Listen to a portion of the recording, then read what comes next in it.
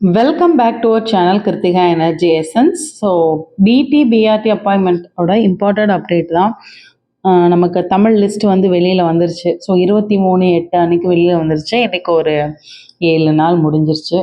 So என்ன என்ன issue அப்படிங்கிறத நம்ம ஏற்கனவே ப்ரீவியஸ் வீடியோஸில் கிளியர் கட்டாக சொல்லிட்டோம். ஸோ 31/8 இன்னைக்கு வந்து என்ன நியூ அப்டேட் அப்படிங்கிறது தான் இன்னைக்கு உள்ள வீடியோவில் பார்க்க போகிறோம். ஸோ பிலிட் ஈக்குவலன்ட் ஜிஓ, தமிழில் ஈக்குவலன்ட் ஜிஓக்கான இஷ்யூஸ் இருக்குது. அதுக்கான தீர்வு என்ன, அது எப்படியான தீர்வாக இருக்கும், எப்போ இது முடிவுக்கு வரும் அப்படிங்கிறதும். ஸோ அடுத்து கிராஸ் மேஜர் இஷ்யூ, ஜியாகிரஃபி, தமிழில் எப்படி உங்களுக்கு பிலிட் ஈக்குவலன்ட் இருக்கோ, ஹிஸ்ட்ரி அண்ட் ஜியாகிரஃபி டீச்சர்ஸ்குள்ளே வந்துட்டு கிராஸ் மேஜர் இருக்குது, அதில் கேஸ் இருக்குது. ஸோ அடுத்து யூசர் டிபார்ட்மெண்ட்டுக்கு எப்போ லிஸ்ட்டு போகும், செலெக்ஷன் லிஸ்ட் எப்போ போகும், கவுன்சிலிங் ப்ராசஸ் எப்போ இருக்கும், இதை பற்றினா வீடியோ பார்க்க போகிறோம். ஸோ வீடியோக்குள்ளே போகிறதுக்கு முன்னாடி கிருத்திகா எனர்ஜி எசன்ஸை இது வரைக்கும் சப்ஸ்கிரைப் பண்ணாமல் இருக்கிற வியூவர் சப்ஸ்கிரைப் பண்ணிக்கோங்க. நோட்டிஃபிகேஷன் பெல் ஐக்கானை கிளிக் பண்ணிக்கோங்க. உங்களுக்கு தேவையான டிஆர்பி ரிலேட்டடான வீடியோஸ் கண்டிப்பாக கரெக்டான ஆத்தென்சிட்டியோடு கிடைக்கும். உங்களுக்கு சரியான நேரத்தில் சரியான கைடன்ஸ் இருக்கும் அப்படின்னு சொல்லலாம். ஸோ பிஜி டிஆர்பி 2024க்கான ஆன்லைன் டெஸ்ட் பேட்ச் நடந்துகிட்ருக்கு. வேணுங்கிறவங்க ஜாயின் பண்ணிக்கோங்க. இந்த வீடியோவை உங்களோட ஃப்ரெண்ட்ஸ் யாராவது எக்ஸாம் எழுதிட்டு வெயிட் பண்ணியிருந்தாலோ, எஸ்ஜிடி எக்ஸாமுக்கான குரூப் இருக்குது, நம்மளோட ப்ரீவியஸ் வீடியோஸில் அதோட லிங்க் இருக்கும். எஸ்ஜிடி எக்ஸாம் வந்து டிஸ்கஸ் பண்ணுறதுக்கான குரூப் இருக்குது, எழுதினவங்களுக்கான குரூப்பு. ஸோ அதே மாதிரி யூஜிடிஆர்பிக்கான டீட்டெயில்ஸ் எல்லாம் கொடுத்துட்ருக்கோம். ஸோ இன்னைக்கு வீடியோ அப்படின்னு நீங்கள் பார்த்தீங்க அப்படின்னா, பிலிட் ஈக்குவலன்ட் ஜிஓ இஷ்யூ. என்ன பிலிட்ல இஷ்யூ அப்படின்னா எல்லாருக்குமே தெரியும். அண்ணாமலை யூனிவர்சிட்டியில் கிட்டத்தட்ட 164, அதாவது 9 பேர் வந்து வேறு வேறு யூனிவர்சிட்டி அண்ட் 154 வந்துட்டு அண்ணாமலை யூனிவர்சிட்டியோட பிலிட் படிச்சிருக்காங்க. பி லிட்ரேச்சர், அதாவது bachelor of literature in Tamil படிச்சிருக்காங்க. அது வந்து பிஏ தமிழ்.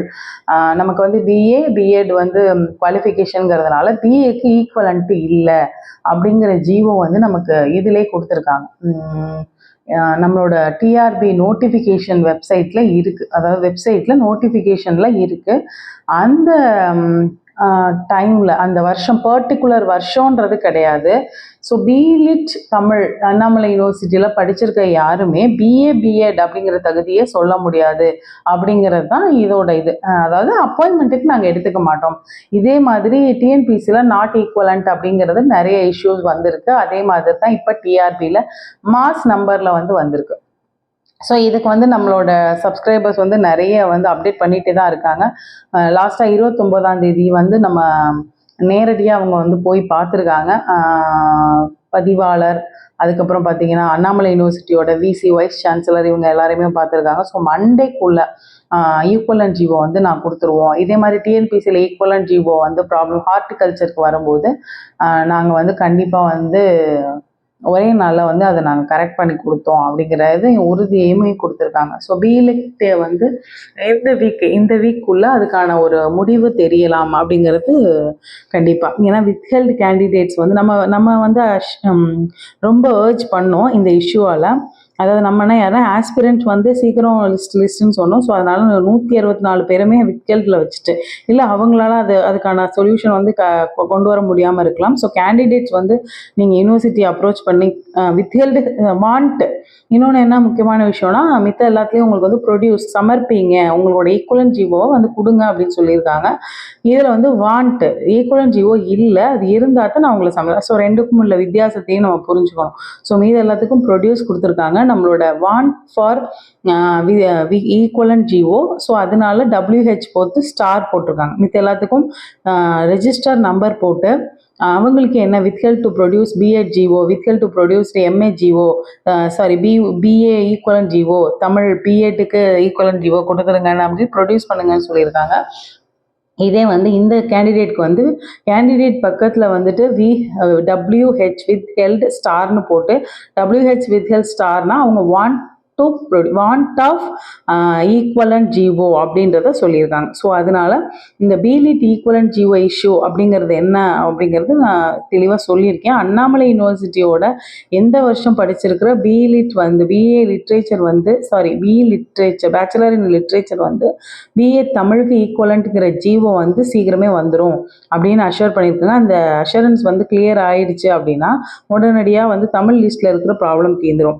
அடுத்து பார்த்தீங்கன்னா கிராஸ் மேஜர் சிக்னேச்சர் இஷ்யூ வந்து 2/9/2024 வந்து ஹியரிங்க்கு வர்றதா, செப்டம்பர் 4ஆம் தேதி இல்லை 2ஆம் தேதி இல்லை 4ஆம் தேதி ஹியரிங்க்கு வரதா சொல்லியிருக்காங்க. ஸோ 4ஆம் தேதின்னு சொல்லியிருந்தாங்க, அடுத்து 2ஆம் தேதி லிஸ்ட் பண்ணியிருக்காங்கன்னு சொல்கிறாங்க. ஸோ 2 நாளில் வந்துருச்சு அப்படின்னா அவங்களுக்கு வந்து அந்த இஷ்யூவும் கிளியர் ஆகிடும். ஏன்னா அவங்களும் வித்ஹெல்டு போட்டிருக்காங்க. ஒரு கொஞ்சம் இந்த அளவுக்கு இல்லைனாலும் ஒரு நம்பர்ஸ் இருக்குது, 10 to 20 மெம்பர்ஸ் வந்து வித்ஹெல்டு போட்டிருக்காங்க. ஹிஸ்ட்ரி படிச்சுட்டு ஜாகிரஃபி மேஜரில் எழுதியிருக்காங்க, ஜாகிரஃபி படிச்சுட்டு ஹிஸ்ட்ரி மேஜரில் எழுதியிருக்காங்க. அதாவது டெட் எக்ஸாம் எழுதி முடிச்சதுக்கப்புறம் அவங்க ஜாகிரஃபியும் முடிச்சிருக்காங்க. அந்த மாதிரியான ஒரு இஷ்யூஸ் இருக்குது. ஸோ அதை வந்து கிளியர் பண்ணும். ஸோ இதெல்லாம் கிளியர் ஆனதுக்கு அப்புறம் நம்ம வந்து லிஸ்ட் வந்து யூசர் டிபார்ட்மெண்ட்டுக்கு ஃபார்வர்ட் ஆகும். நம்மளோட பிஜி அதாவது டிஆர்பி வெப்சைட்லேயே user department list forwarded to user department அப்படின்ற ஒரு காலம் இருக்கும். அந்த காலத்தில் வந்து நமக்கு என்னன்றது தெரிஞ்சிடும். அவங்க வந்து அந்த காலம் வந்ததுக்கப்புறம் தான் அடுத்த கட்டமாக நம்ம கவுன்சிலிங் எக்ஸ்பெக்ட் பண்ணலாம். ஸோ லிஸ்ட் வந்து இந்த வீக், அதாவது கம்மிங் நெக்ஸ்ட் வீக், அதாவது 2ஆம் தேதியிலேருந்து 8ஆம் தேதி வரைக்கும் இருக்கிற அந்த வீக்கில் வந்து கண்டிப்பாக இதை வந்து கொடுத்துருவாங்க அப்படின்னு நம்ம எக்ஸ்பெக்ட் பண்ணலாம். ஸோ அடுத்த கவுன்சிலிங்க்கான டேட்ஸ் வந்து உடனடியாக அனௌன்ஸ் பண்ணுவாங்க அப்படிங்கிறதையும் நம்ம எக்ஸ்பெக்ட் பண்ண முடியும். ஸோ அடுத்து பார்த்தீங்க அப்படின்னா என்ன செய்யலாம் அப்படின்னா, கவுன்சிலிங்க்கான அடுத்து என்ன பண்ணணும் அப்படிங்கிற விஷயத்த வந்து நம்ம அடுத்தடுத்த வீடியோவில் டீட்டெயிலாக போடுறேன் நான். ஸோ கவுன்சிலிங்க்கு ரொம்ப பயப்பட தேவையில்லை. அதே நேரத்தில் சில டைம் வந்து டிஆர்பி கிரீவன்ஸ்க்கு வந்து கால் பண்ணி கேட்கும்போது நீங்கள் வித்ஹெல்டுக்கான கேண்டிடேட்ஸ் வந்து நீங்கள் உங்களோட யூசர் டிபார்ட்மெண்ட்டில் உங்களோட அத்தாரிட்டிகிட்டே இந்த ஜிஓ கொடுத்தா போதும்னு சொல்லியிருக்காங்க. அப்படிங்கிற பட்சத்துலையுமே நம்ம இந்த ஜிஓ வந்ததுக்கப்புறம் யூசர் டிபார்ட்மெண்ட்டுக்கு இமீடியட்டாக இன்னும் ஃபார்வர்ட் பண்ணிடுவாங்க. அதே மாதிரி லாஸ்ட்டாக எல்லாருமே கேட்குற கொஷின் வேகன்சி இன்க்ரீஸ் பற்றி தான் கேட்குறீங்க. ஸோ வேகன்சி இன்க்ரீஸ் அப்படிங்கிறது சான்சஸ் இருக்குது. ஸோ இந்த நான் அவைலபிள் வேகன்சி இதை ஃபஸ்ட்டு ஃபில் பண்ணிவிட்டு அடுத்து போடுறாங்களா அப்படிங்கிறத பொறுத்து தான். ஸோ இதில் என்ன அடுத்து கேட்டிருக்காங்க அப்படிங்கிற போது டிஆர்பியில் கேட்கும்போது வேகன்சி இன்க்ரீஸ் பற்றி நாங்கள் இப்போ வந்து எங்களுக்கு யூசர் டிபார்ட்மெண்ட்லேருந்து ரெக்வஸ்ட் கேட்டிருக்கோம்னு சொல்லியிருக்காங்க. ஸோ ரெக்வஸ்ட் வந்ததுக்கப்புறம் செகண்ட் ஃபேஸில் கூட செகண்ட் லிஸ்ட் வர்றதுக்கான வாய்ப்பு இருக்குது. ஸோ இந்த இஷ்யூஸ்லாம் கிளியர் ஆகிடுச்சு அப்படின்னா லிஸ்ட்டு யூசர் டிபார்ட்மெண்ட்டுக்கு போயிடும்.